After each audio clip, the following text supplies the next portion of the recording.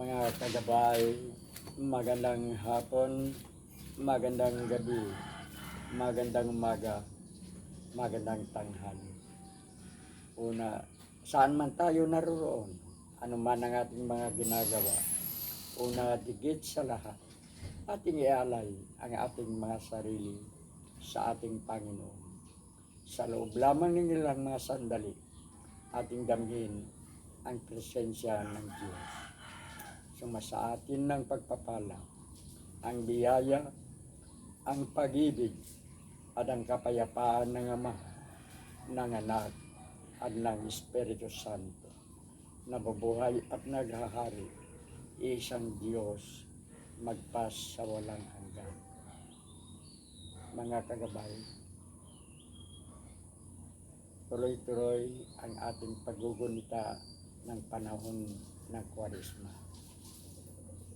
Panahon ng pagbabago, panahon ng pagsisisi, panahon ng pagkilala ng pagkakasala, panahon ng paghingi ng kapatawaran, panahon ng pagpakabuti, panahon ng panalangin, panahon ng paggawa ng lahat ng kabutihan.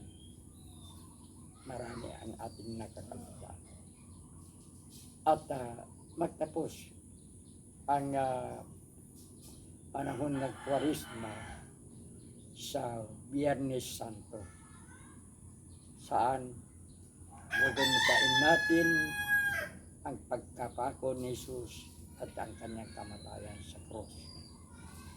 The season of Lent ends on the crucifixion and the death of Christ on Good Friday. Magtapos.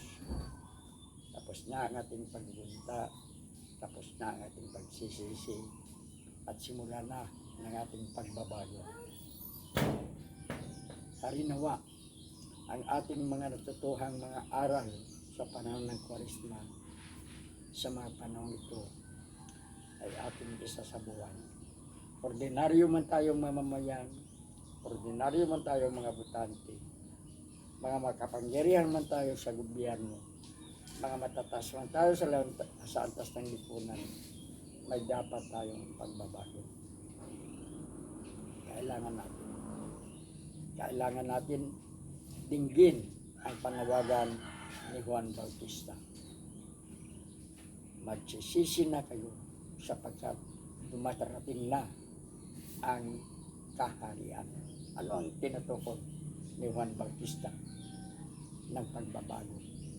Ang ating pagsisisi. Ang ating muling pagiging mga mabubuting anak ng Diyos. Good children of God. Mga anak tayo ng Diyos. Ngunit hindi tayo makapagmamalaking ang mga anak tayo ng Diyos kung tayo ay makasalanan. Ano ba ang tinutukoy na for the kingdom has come? Ang paglabas ni Jesus alang-alang sa ating kaligtasan. Kaya nga, sa loob ng 3 taon, nangangaral si Jesus, gumagawa ng mga milagro, gumagawa ng mga kabutihan, nagpakita ng kabutihan sa kapwa, pinakain ang mga nagugutom, pinagaling ang mga may sakit, nakakita ang mga bulag, nakarinig ang mga bingi, nakapagsilita ang mga pili, at muling nabuhay ang mga patay. Ano pa ang dapat nating malaman? Ano pa ang dapat nating matutuhan sa ating pagunita ng panahon ng Kwaresma upang hindi tayo magbabago? Ang panawagan ng ating pagbabago sa puntong ito ng ating gabay kaigay ay panawagan natin sa lahat, lalong-lalo na sa mga taong nasa gobyerno, lalong-lalo na sa mga butante. Sana magkaroon ng pagbabago sa ating gobyerno. Hindi lamang sa ating pagkatao, kundi magiging istruktura ng gobyerno. Sana wala ng mga mandarambong sa Kongreso. Sana wala ng mga magnanakaw na mga senador, mga kongresista, at iba pang mga local officials katulad ng mga mayor. Sana mabago na ang lahat. At sana wala ng mga bubong mga butante, mga irresponsibleng mga butante, na wala na lamang nakikita kundi ang kanilang mga sarili. Pinagsasamantala ang mga pagtulong ng mga politiko, ang mga tinatawag ng mga ayuda. Sa ayuda, dalawa ang nagkakasala. Ang nagbibigay at ang tumatanggap. Sabi nga ni Rizal, there are no slaves. And there are no tyrants where there are no slaves. Walang maaapi, walang alipin kung walang mag-aapi. Biniligtad dito ni Rizal. Walang mang-aapi kung walang nagpapaapi.